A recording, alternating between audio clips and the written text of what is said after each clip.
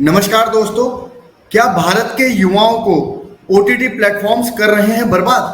हमारे साथ इन्हीं सब बातों की चर्चा करने के लिए जुड़ चुके हैं एडवोकेट अभय शाह जी, जो कि युवा जागरण मंच से हैं। और भाई साहब से आज चर्चा करेंगे कि किस तरीके से ओटीटी प्लेटफॉर्म अपनी भूमिका निभा रहे हैं भारत के युवाओं को बर्बाद करने में। इसके लिए क्या गतिविधि होनी चाहिए, किस तरीके से इसको रोका जा सकता है, इन्हीं सब बातों के लिए आज अभय जी हमारे साथ जुड़ रहे हैं। नमस्कार अभय जी, आपका हमारे पब्लिक वॉइस के पे बहुत बहुत स्वागत। नमस्कार मोहित जी। देश के सामने जो ज्वलंत समस्या बन के खड़ा है विषय, जी। उसके ऊपर चर्चा करने के लिए आपका तहे दिल से मैं आभारी हूँ, धन्यवाद करना चाहता हूँ। क्योंकि राष्ट्र के सामने आज सबसे बड़ी चुनौती के रूप में है ये गंदगी परोसने वाले, ये विकृति परोसने वाले लोग उभरे हैं, जो हमारी समाज व्यवस्था को तबाह कर रहे हैं। मेरी बहन बेटियों की सुरक्षा के सामने सबसे बड़ा प्रश्नार्थ जिन्होंने खड़ा किया है, अपनी बहन बेटी को इज्जत लूटने का सिखा रहे हैं जो लोग, ये देश के अंदर माँ बहन बेटियों की इज्जत लूटना सिखाने का काम जो हम कर रहे हैं, उनके कारण समाज के अंदर महिलाओं के खिलाफ गुनाह का मान बढ़ा है। क्राइम अगेंस्ट वुमन जो इंक्रीज हुआ है, उसके पीछे अगर कोई है तो ये ओटीटी प्लेटफॉर्म है, ऐसा मेरा स्पष्ट रूप से मानना है।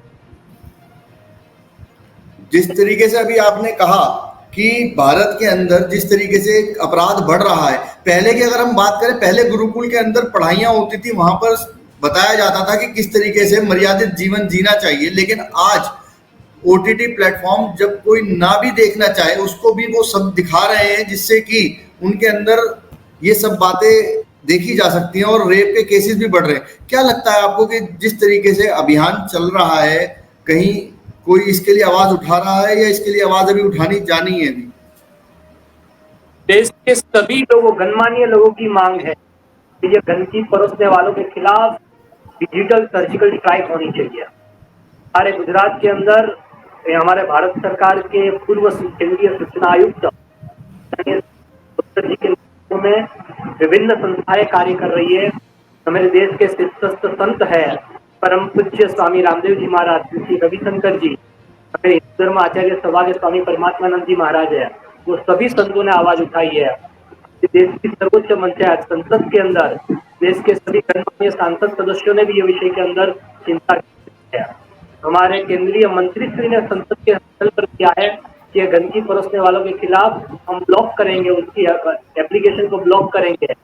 लेकिन जिस तेजी से वो एक्शन लेना चाहिए, वो तेजी से वो मंत्रालय एक्शन नहीं ले रहा है। उनके कारण देश के अंदर सरकारों की सबसे बड़ी चुनौती हमारे सामने विकृति परोसने वाली जो गैंग है, वे संस्कारों को तबाह करने का काम कर रही है।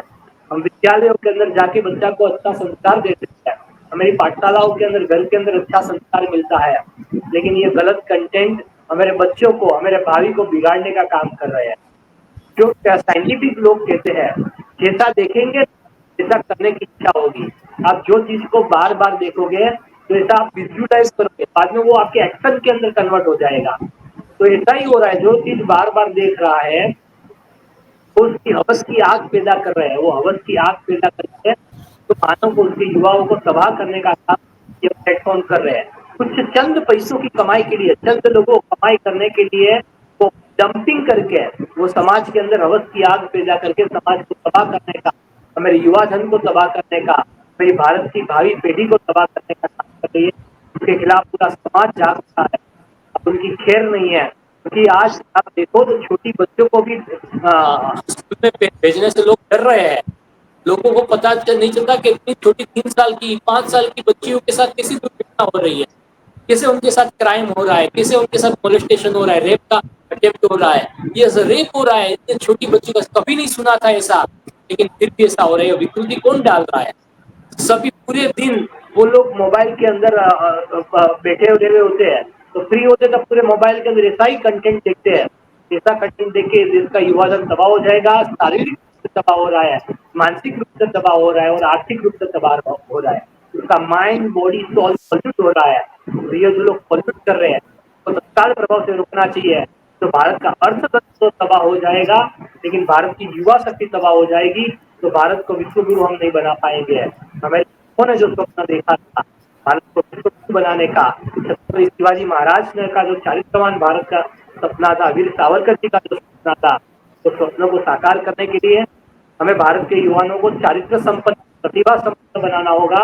तो यह जो व्यसन है, ये जो पैशन है और ये दूषण है, वो वल्गारिटी परोस के युवा जन को तबाह करने का जो दूषण है, उसको समय बर्बाद करके उसका डेवलपमेंट रुकने की जो साजिश है, उससे हम बाहर आते हैं।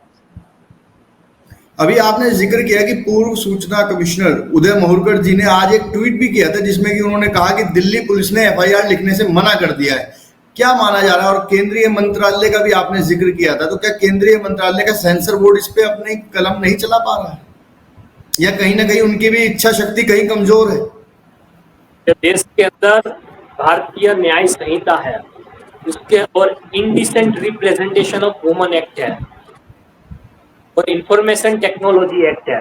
उसका तहत जो प्रावधान है, वो प्रावधान का क्रिस्टल क्लियर वायोलेशन है। वो वायोलेशन के तहत पुलिस को हमारे सुप्रीम कोर्ट के, जिसकी सर्वोच्च अदालत ने apex court of the land, जिसकी सर्वोच्च अदालत ने ललिता कुमारी जजमेंट के अंदर एफआईआर रजिस्टर करने के निर्देश दिए हुए हैं। उसका जो डायरेक्शन है, ऑनरेबल सुप्रीम कोर्ट का डायरेक्शन है कि जो लोग वल्गारिटी को परोस रहे हैं, ललिता कुमारी जजमेंट के तहत ऐसी कोई भी कॉग्निजेबल ऑफेंस का जब भी कोई मैटर आए तो तत्काल प्रभाव से एफआईआर रजिस्टर करके इन्वेस्टिगेशन करना होता है। लेकिन यहाँ पे अदालत ऐसा सीरियस ऑफेंस है जो देश के अंदर बलात्कारियों को पैदा कर रहा है, माँ बहन बेटियों की इज्जत लूटने का शिकार है, जिसके कारण बहन बेटियों की इज्जत जा रही है और देश के अंदर उसकी बलि कौन चढ़ रही है? हमारी बेटियों चढ़ रही है, हमारी बहन चढ़ रही है। तो उनके खिलाफ कोई भी प्रकार का एक्शन लेने से वो लोग घबरा रहे हैं, वो कुछ एक्शन नहीं ले रहे हैं।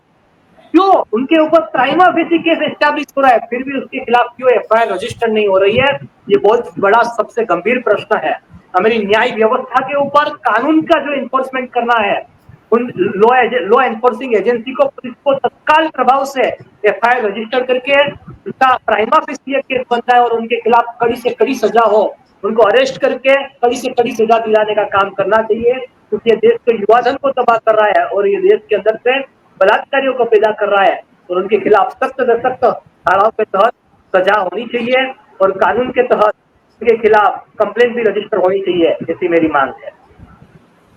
जिस तरीके से आपने बताया कि प्राइमा फेसी में कंप्लेंट एकदम रजिस्टर होनी चाहिए और उसकी जांच होनी चाहिए, लेकिन अभी तक दिल्ली पुलिस भी एफआईआर नहीं करी है और महाराष्ट्र जहां से ये पूरा तंत्र चलता है, कहीं ना कहीं अगर हम इसमें देखने की कोशिश करें तो केवल और केवल ओटीटी प्लेटफॉर्म जिम्मेदार हैं, या इस तरीके के और भी प्लेटफॉर्म का इनके साथ गठजोड़ है जो आने वाले समय में अपना सामान और बेचते हैं इन चीजों को दिखाकर? आज के समय में इंस्टाग्राम हो, फेसबुक हो, इन पर भी इस तरीके की अश्लीलता परोसी जाने लगी है ओटीटी प्लेटफॉर्म के साथ साथ। अब एक हर घर के अंदर अश्लीलता दिखाकर, क्योंकि हर किसी को अपने व्यूज बढ़ाने हैं, हर किसी को कमाई करनी है, तो क्या ऐसा लगता है कि हर कोई केवल अश्लीलता का सहारा लेकर अपने आप को ऊपर उठाना चाहता है? मोहित जी, ये इकोसिस्टम बन गया पूरा।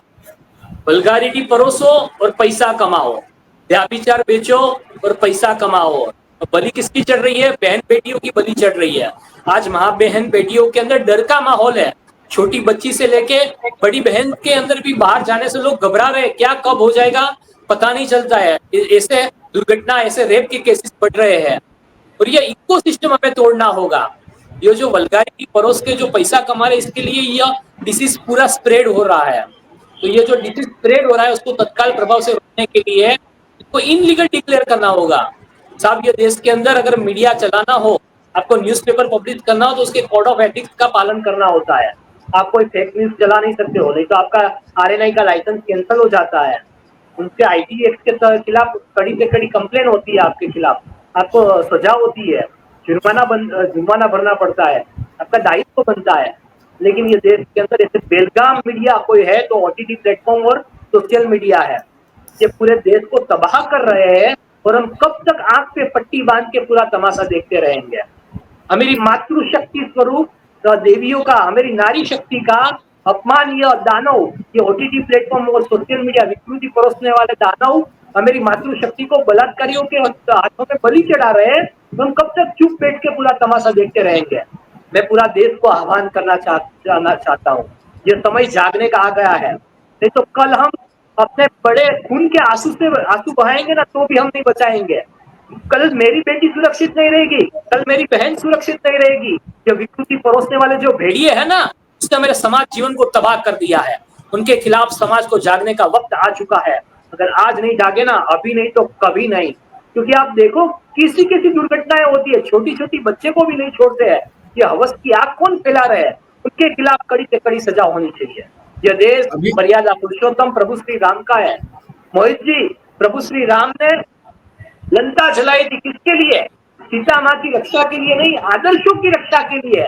फिर संस्कृति और सदाचार की आदर्शों की प्रतिष्ठा प्रभु श्री राम ने की थी, तो हमने प्रभु श्री राम का भव्य मंदिर बनाया है। तो उनके जो आदर्श थे प्रभु श्री राम के, वो आदर्शों की भी प्रतिष्ठा हमारे जनजीवन में होनी चाहिए, हमारे राष्ट्र में होनी चाहिए। इसलिए हमें संकल्प करना होगा। अभी जिस तरीके से सुप्रीम कोर्ट ने जितना भी ऐसा कंटेंट है जो कि किसी को आवेशित कर सकता है उसको देखना तो परमिट किया, डाउनलोड के ऊपर उसके ऊपर बैन किया। अभी हाल ही में ये नियम आया है। लेकिन क्या जब कोई व्यक्ति डाउनलोड नहीं करना और उसको डाउनलोड करने पे जुर्माना हो सकता है या फिर कानून के दायरे में इसको सजा का नाम दिया जाता है, तो क्या सुप्रीम कोर्ट उसी समय उस डाउनलोड के बटन को बंद करने का भी निर्देश नहीं दे सकता था? क्या लगता है आप? सुप्रीम कोर्ट का आप जो जजमेंट का बात कर रहे हो, वो मेरे ख्याल से चाइल्ड पोर्नोग्राफिक कंटेंट का बात है। जी जी। तो के ऊपर प्रतिबंध है। हमारे यहाँ पॉक्सो एक्ट है। पॉक्सो एक्ट के तहत उसका ट्रांसमिशन भी नहीं होना चाहिए। उनके खिलाफ सख्त से सख्त प्रावधान है। और आईटी एक्ट के अंदर information technology act, indecent representation of human act, वो क्रिस्टल क्लियर नारी की गरिमा का जो लोग अपमान कर रहे हैं उनके खिलाफ कड़ी से कड़ी सजा का प्रावधान है। और हमारे यहाँ आर्टिकल 92 रिजनेबल रिस्ट्रिक्शंस भी रखे हैं। Freedom of speech and expression के ऊपर मर्यादित उनके अमर्यादित नहीं है, उनके ऊपर मर्यादा लांग रखी है, वो सीमाएं लांग रखी है, लक्ष्मण रेखा लांग रखी है। नहीं तो समाज के अंदर हाहाकार का सर्जन हो जाता है, अनार्की हो जाती है। नहीं तो लक्ष्मण रेखा के तहत रहना चाहिए। तो लक्ष्मण रेखा के जो लोग बाहर रहे हैं उसको रिजनेबल रिस्ट्रिक्शन तो मस्ट फॉलो करना होता है। समाज जीवन को मेंटेन करने के लिए, नारी गरिमा और नारी की सुरक्षा के लिए, नारी सम्मान के लिए हमारे ये कानूनों का ग्राउंड लेवल के ऊपर लेटर एंड स्पिरिट के साथ एनफोर्समेंट कराने का मैं करबद्ध प्रार्थना करता हूँ। जी, आज आप हमारे साथ जुड़े। आपने बताया कि किस तरीके से ओटीटी प्लेटफॉर्म हमारे भारत के युवाओं को बर्बाद करने की एक नींव रख चुके हैं। ऐसा लगता है कि जी, आप सभी देखिए देशों तो सही कैसा कंटेंट वो लोग दिखा रहे हैं। जी वो हमारे जी समाज जीवन को तबाह करने की साजिश के हिस्सेदार है। आप जी देखो आज तक किसी ने सोचा नहीं होगा ना, इससे गलत तरीके से गार्बेज दिखा रहे हैं। अब मैंने टीचर्स का स्टूडेंट्स के साथ रिलेशन, उसके ससुर का बहू के साथ, वो घटिया से घटिया तरह के रिलेशन, भाई का बहन के साथ, जैसे घटिया तरह के रिलेशन वो लोग दिखा रहे हैं। और क्या खिलाड़ी भैया क्या नाम आता है, चचेरी बहन के साथ भाई का रिलेशन, तो किस तरह से घटिया गंदगी परोस रहे हैं। अब किसी ने सोचा नहीं होगा स्टेप मदर के साथ बेटे का, दादी के साथ पोते का, ऐसी घटिया चीजें दिखाने का पाप ये लोग पापी कर रहे हैं। अवधपुर भेड़िए को समाज में रहने का, उसको ये गंदगी परोसने का लाइसेंस क्यों दे रहे हैं हम? उनके खिलाफ क्यों हम चुप है? समाज को जागना होगा। नहीं तो आज अगर हम नहीं जागेंगे ना, तो कल वो पूरे हमारे समाज जीवन को तबाह कर देगा। आज हम देख रहे हैं किस तरह से क्राइम बढ़ चुका है। हम कोई सुरक्षित महसूस नहीं कर रहे हैं। अगर हमारे समाज को सुरक्षित करना है, मुझे मेरे परिवार को सुरक्षित करना है, मुझे मेरी बहन बेटियों की सुरक्षा के लिए मैं चिंतित हूँ, तो मुझे जागना होगा और ये हवसकर भेड़ियों के खिलाफ मुझे संग्राम करना होगा। और युद्ध के ये धर्म युद्ध है। धर्म युद्ध में सबको जुड़ने का मैं आपके माध्यम से आह्वान करना चाहता हूँ। और मर्यादा पुरुषोत्तम प्रभु श्री राम के आदर्शों की प्रतिष्ठा के लिए हम सब जागे और विकृति फैलाने वाले, परोसने वाले जो भेड़िए है, ये गैंग है, उसका सफाया करने के लिए हम सब एक हो जाए और राष्ट्र को इसके लिए जगाने का हम सब आह्वान करें। जी, आज आप हमारे साथ जुड़े। आपने बताया कि किस तरीके से बॉलीवुड ओटीटी प्लेटफॉर्म के माध्यम से भारत के युवाओं को इस स्थिति में लाकर खड़ा कर दिया है कि आज केवल सबको विकृति बेचकर किस तरीके से पैसा कमाएं, इसके ऊपर सोच रहे हैं और आने वाले समय में समाज को खत्म कर रहे हैं। आज आप हमारे साथ जुड़े, आपने इस विषय के ऊपर पूरा बताया। आपका बहुत बहुत धन्यवाद। नमस्कार। Thank you. आभार, धन्यवाद।